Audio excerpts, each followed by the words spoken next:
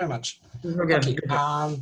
So I will try to present our kind of approach to providing Python bindings for our set of C and C++ libraries.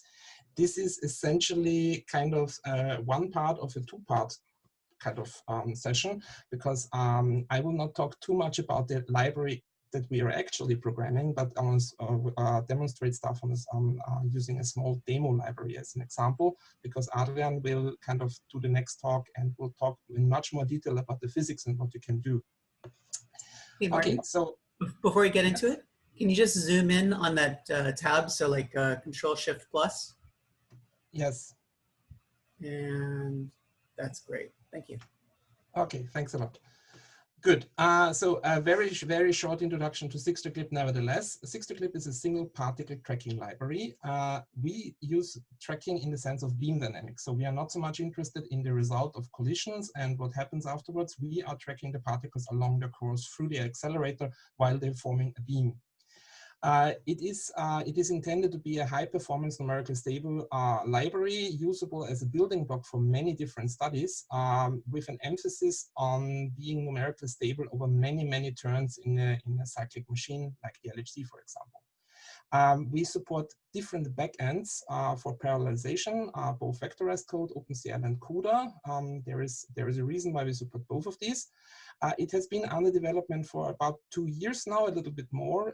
It's still in a pre-production stage in the sense that we are kind of not yet ready for general production, but we are boarding on a lot of users who use this in studies and who make very good results from our quite efficient code. We are in the slightly peculiar situation that the primary interface of our library is C. Especially the whole physics code is written in a way that is a subset of C, so it's usable across all GPU technologies. The majority of lines of code for the business logic and everything else is in C++, and almost all of our users are using Python 3.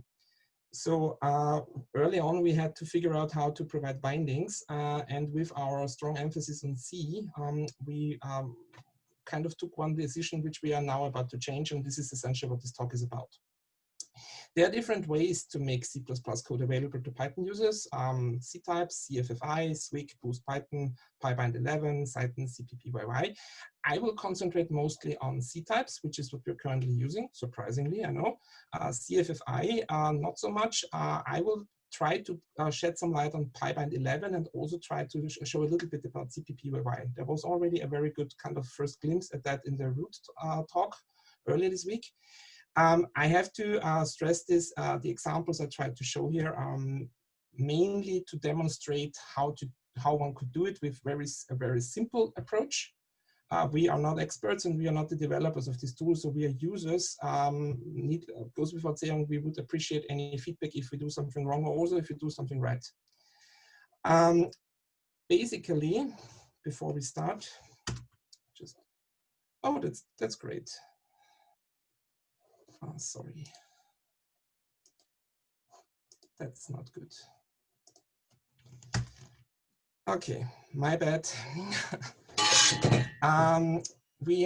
So basically, the most easiest way to do it is to use C-types.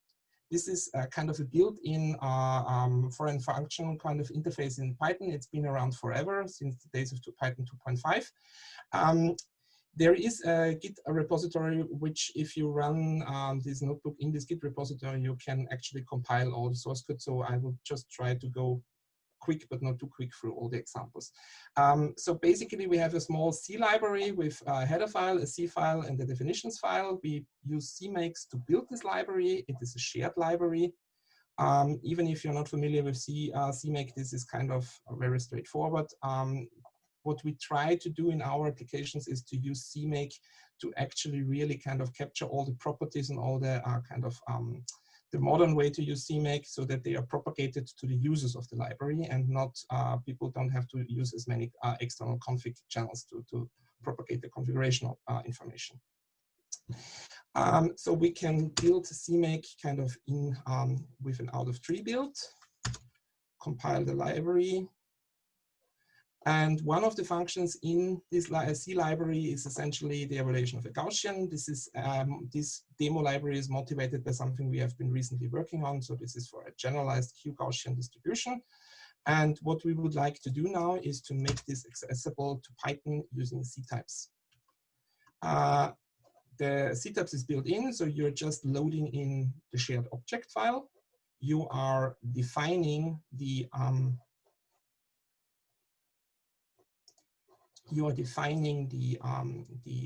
interface, and then you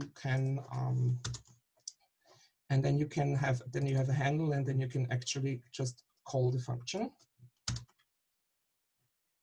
like any other function. This is very awkward. For example, you have to wrap all the arguments into the corresponding C types. Obviously, this function doesn't understand anything about Python buffer interface or NumPy array. So everything you have to do kind of manually. But, and this is the interesting part, there was no need to have any headers available. We didn't have to recompile anything. You can use any C library which is around and poke into. And sometimes this is exactly what one needs. There are some comments about C types. So as I already said, it is pretty useful, but it's very limited. So only a C interface. It is kind of very brittle. One has to kind of all constness and other things that were initially in the C API are probably lost after you use C types. So you can actually bind with C types a function, a Python function to a function and completely disregard any constness in the interface of the C function. So this is a little bit awkward and a little bit kind of concerning. Also, there is a lot of care that has to be taken with alignment, all the low-level stuff, which people typically don't want to deal with when they work with Python. And this is unfortunately one of the main drawbacks, it's also not the fastest. So this is not an approach if you want to call a function in a hot path, in a tight loop, or if the overhead for calling a foreign function is very significant to the whole runtime. For SixTrack lib, we initially figured that we would kind of provide the Python users with an interface that is very close to C, and most of the operations run for a very long time. So when we started, we figured C types looks reasonable and would get us started pretty quickly. You can wrap these foreign functions into a proper Python function, like here. And you can also do some of the heavy lifting here to actually kind of consume something like an iterable object or like an array. This is pretty basic stuff. Essentially, you can make it palatable to work with these foreign functions. Otherwise, it's really kind of awkward. So SixTrack lib is a very complex library with many runtime and configuration time options. We have many different kind of platforms which you support. We have a lot of configuration options. So we really use CMake very intensively to make use of all that, and we would like to keep that. On the other, and for the users of SixTrack lib which want to retain it as a C library, we want to keep kind of a first-class C building user story. On the other hand, Python users usually don't want to poke around in CMake. So there should be, it should be available with the usual way to install software in Python with pip install and setup.py. Eventually, we will move SixTrack lib hopefully to PyPy and to send on to Conda. But currently, we are still figuring out how to handle all the wheels with for stuff like CUDA and so on. In order to demonstrate the challenges if you go really to a C++ library, I devised a small demo library which is kind of just a small object-oriented abstraction over something which we call a line density profile. So essentially, the particles in the beam can either be kind of completely unstructured, just a continuous beam, then your beam looks like this. This is a so-called coasting beam. It could be distributed in something like a Gaussian distribution, or it could be distributed in something linear distribution. These kind of concepts are also in SixTrack lib, and what I wanted to just what is in the GitHub repository is just a demo how a very simple library which encapsulated these three concepts based on a common base class can be exposed to Python. The first thing to notice is we started last year at the last year's PyHEP where we introduced the Skykit build, and we started to use it. So essentially, Skykit build is a library which allows you to kind of bridge between CMake and setup tools. It's very useful. It allows for very minimal amount of boilerplate code and adaptation to the regular CMake files, but keeps you kind of on the path which looks familiar to Python users. As you can see, the structure of this library there are quite some files. I will not go into too much detail, but the main part is that if you just run it as a regular C user, you just go to your build file, you build it, everything is fine. You can build it as a regular C function, but as you can see here in the CMake file, Skykit build exposes an environment variable, and if this variable is set, then we are kind of using the Python interface for building, and we can move all the stuff which is specific to Python into the code paths which are protected by this switch, and everything else stays pretty much the same. What if you kind of continue to work with C types, which we, for historic reasons, did with SixTrack lib, then you essentially end up either with a fully functional interface, or you have to recreate your class interface in Python and just call C functions for the methods. This is essentially what we did in SixTrack lib. This is the nice thing about this, and this is probably the only nice thing about it, is that you get a real Python interface with just kind of the code paths being kind of pushed to C. But it behaves like a Python library, and the users of your Python library will believe it's Python library, because it is. However, if you want to do anything like, for example, use NumPy and stuff like that, you have to implement it yourself, and you essentially end up re-implementing your object interface in 2 languages, in C++ and in Python, and you're probably also doing a lot of boilerplate code in C. So this is not a very scalable solution. It is also not a very maintainable solution, and we are not very happy with that. Especially, as we will see in the next talk, since we started to push really what we can do with SixTrack lib on the Python side. There is the option to just install it as a regular package with this configuration, and then we can just use it once it's finished, and then we can just use it like any other Python object. Fine. There is a better way to do it. This is, at least in our opinion, this is PyBind 11. PyBind 11 provides a seamless integration between C++ and Python. It retains the strongly typed character of C++ as much as possible for the binding. You do all the heavy lifting in something which is, there is C and there's a C++ side to PyBind 11, so you can do all the heavy lifting on the C++ side where it is more performant and less, there should be less overhead. You can very easily integrate it into an existing CMake project. And you can kind of use all the nice resource acquisition as initialization techniques from C++. It's actually pretty nice. I'm running a little bit out of time. So the idea is you provide types which are C++ types. These model your class dependency. For example, we have here this base class, and we have here this base class, and we have these free derived classes. And these free derived classes take the instance of the base class as an argument during the construction. So this is the way for PyBind 11 to actually encode this class tree which we saw. And then you put all your binding generation into a function. If your interface is a template interface, as is the case here, then you can write these functions as a generic function, which because PyBind 11 is binding a specific C++ type in the sense of a specialization of a template, for example, to a specific Python type. So in that sense, you can keep these binding generation codes kind of once and just reuse them if you want to specialize for different functions. I will go a little bit more quickly over this. Essentially, you can define constructors. where you're essentially just calling a lambda function in C++ and calling the constructor. All the stuff under the hood is kind of can be wrapped in smart pointers or is by default wrapped in smart pointers. So there should be a very sensible resource management strategy here.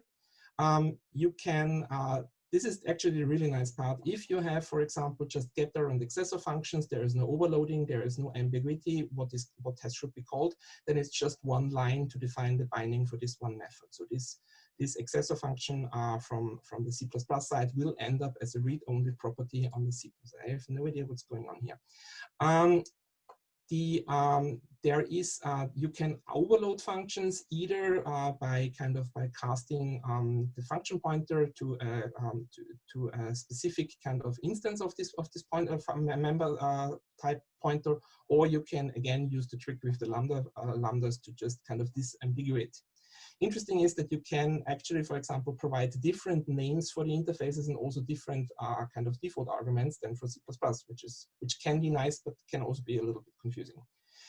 From the C++ side, this is the library itself is built as a regular C++ library, but then you just compile this wrapper code into a special module using the PyBand 11 add module kind of macro, which is provided by PyBand 11 in CMake.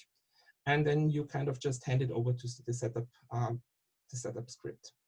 The nice part about PyBand 11 is that it's very, very light on dependencies. So you can actually pull in PyBand 11 at runtime during your configuration, and you don't have to set up Clang, you don't have to set up LLVM, you don't have to set up all this other stuff which you need somewhere else. This is actually pretty nice, and this works really well. So this is kind of what we are currently doing in one development branch. We can show how the compilation works. By the way, if somebody can tell me how I can get rid of this warning, even if I include setup tools first, that would be very much appreciated.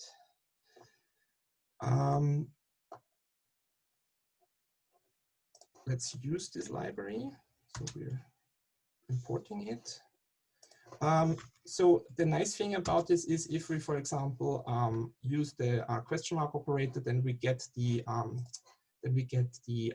tooltips, the docstrings, and everything else, which we defined in the binding code as a Python docstring. We can use, for example, the constructor.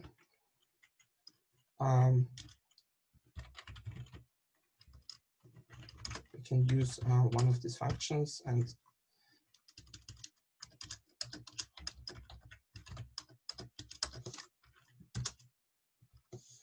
just run a small example where we will just call the different functions and we essentially get the same plots which I initially showed. So basically with just a small kind of amount of code in C++, which can be mostly auto-generated, you can provide a binding for your C++ type, which makes it a lot more native in terms of Python interface. It retains a lot of the advantages of the resource management and the strong typed checks you can get for C++. In case you mess up with your interface, you don't get a runtime kind of crash. You get admittedly not very helpful error message because it's mostly template metaprogramming, but still you get a compile time error message. It is very light on dependencies, as already mentioned, so you don't need to, for PyBand 11, you don't need kind of to set up your environment in a particular way. It is also compatible with a lot of kind of what we have as external dependencies for our libraries. It offers good integration with NumPy and buffer protocol. The only thing is, if you, for example, have many symbols and you do everything in one go, in one translation unit, then compilation can take a very long time. It can consume a lot of resources during compilation. And if you don't very vigilant with link time optimization and only use the symbols that you actually want to expose, then the resulting shared objects for the binding code can get quite big, which might be a problem. Lastly, for the last 2 minutes, I would like to talk a little bit about something which we looked into very recently. This is CPPYY. This is a code which is coming from the root kind of universe. It is based on Clink. And ideally, it combines the advantages of the very ad hoc nature of C-types in the sense that you don't need a header, or at least you don't need to parse a header or to generate any code with the header, with the strongly typed kind of advantages which PyBind 11 offer.